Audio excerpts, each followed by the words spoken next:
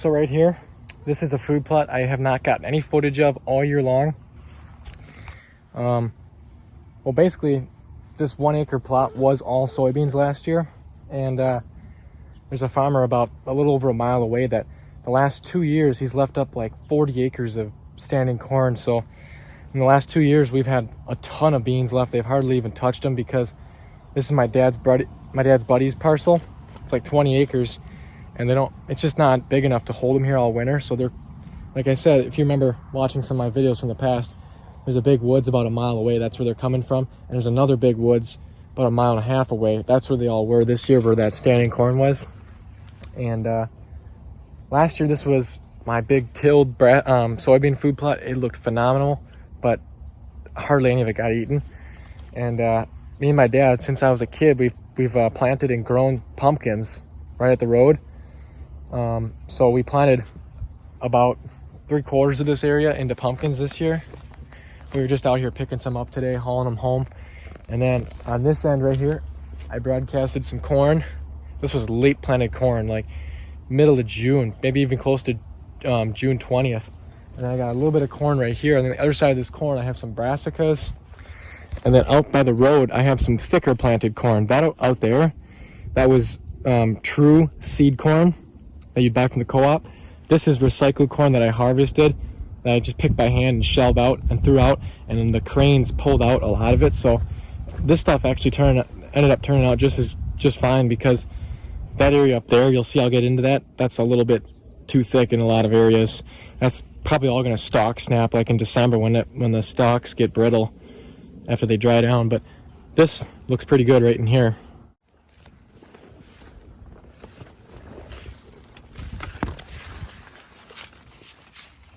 A lot of these plants in here have like 2 ears of corn because it's so sporadic and kind of thin. And you can see the amount of weeds in here. This being a second year plot, I did not even spray for the weeds. We just disked it up a couple times when we planted the pumpkins, and then I re-disked this area once or twice before I planted the corn to keep the weeds down before I broadcasted the corn. I should have got some footage of broadcasting it, but you can imagine just corn in a bucket, throwing out by hand, just randomly in here. And you can see the deer, they've been silking some of these thinner corn stands and pulling the silk out and eating it on it a little bit all summer long. But that thicker stuff, they haven't even really been walking through there. Surprisingly, not much coon damage. Like, this is all from deer, where they like silk it when the silk is white, when it's just growing the ear. They pull that off like that, and it creates a pretty much nothing for an ear.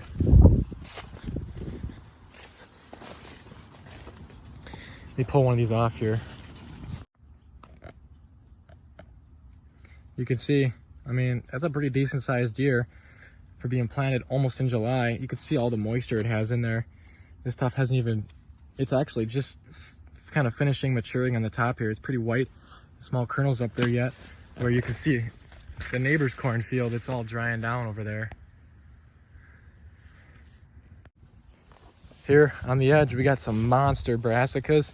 You can see the deer already nipping on some of them. This is a tillage radish right here. I planted these. This was like my first or second plot I planted way back in like middle of July, because this is a spot I don't really hunt much. Now right here's a volunteer soybean plant. We had tons and tons of soybeans. They were coming in like way thicker than the weeds after, you know, mowing up and plowing under all the old beans that didn't get eaten. This end ended up filling in with kind of a lot of weeds, but there is some pretty good sized brassicas in here. Like, look at this one. It's all munched on by the deer, nipped off. Here's a huge tillage radish. I mean, that's like over a foot long. So these brassicas are pretty mature. Not really that tender, but it's just something, you know, here for them. One of these ends, I think I'm gonna put some winter rye in yet this year, and try a no-till clover planting into the winter rye to suppress some of the weeds, and then just mow it once or twice. And I should have a nice little beautiful clover plot, because all around here is corn and soybeans every year. And once the soybeans dry down, like right now, they don't really have anything green other than maybe brassicas if I plant them, but having that clover would be a great September and October attraction instead of brassica.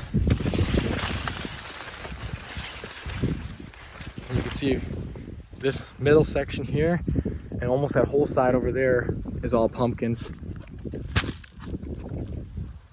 Not really for the deer, but just so we could pick them up and take them home and sell them at the road, like I said.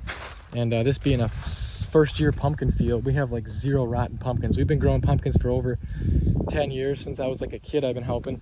And it always seems like the first year you plant an area, you get like literally no rotten ones. And then after, depends on the ground too. Usually this wetter ground like this ends up in more rotten ones, but we've had a lot of rotten ones on our sandy fields this year too, in areas that we've been planting for a couple years. But it always seems like after a couple years you start getting more and more and more rotten ones. And this being a second year field, the weeds weren't even that bad in here this year either. So every year from here on out, we're gonna end up with more rotten pumpkins and more weeds. I'll take you up to this thick corn spot. Some of these are kind of green on the edge right here.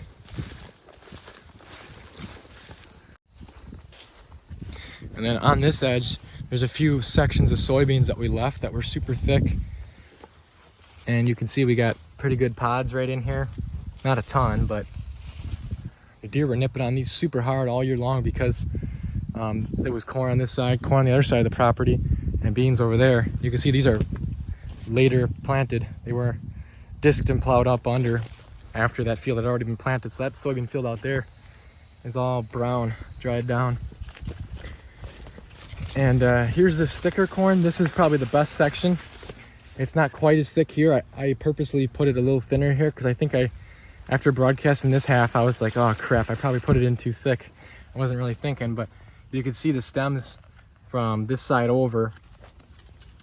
It's pretty darn thick in here, and these ears are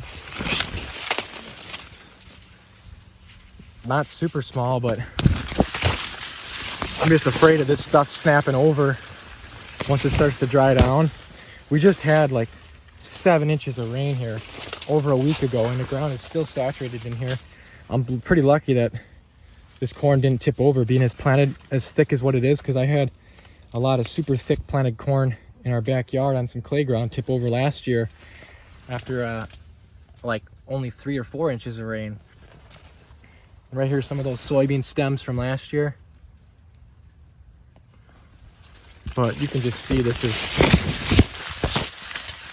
insanely thick, all broadcasted. As you can tell, there's no rows. Look at how small some of these plants are. You know what I mean? Like, it should have been a little thinner than what it was. And here again, I tilled it up, I broadcasted, and I'd never even sprayed. I did walk through and pull out a few big water hemp plants here and there in this plot, but I did not spray at all in this field. This being a second year worked. It was all grass and goldenrod for probably 20 years, so that really helped.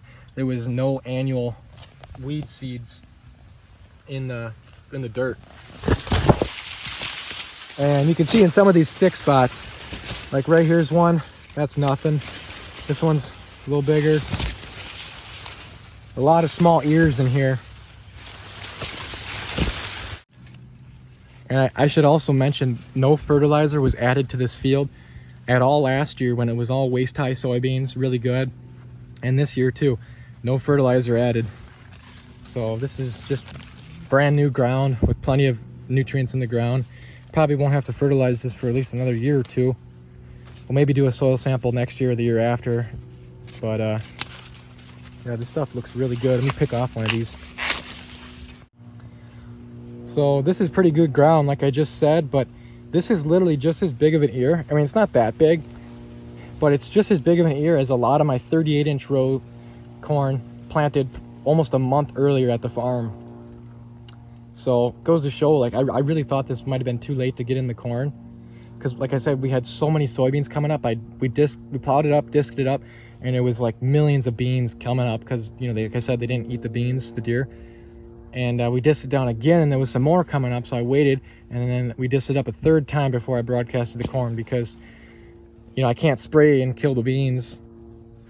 So I wanted to, you know, wait till a lot of the beans had already germinated, disk them under and kill them, and then plant the corn, so we weren't left with the corn fighting against millions and millions of beans in here. So it was planted really late, you know.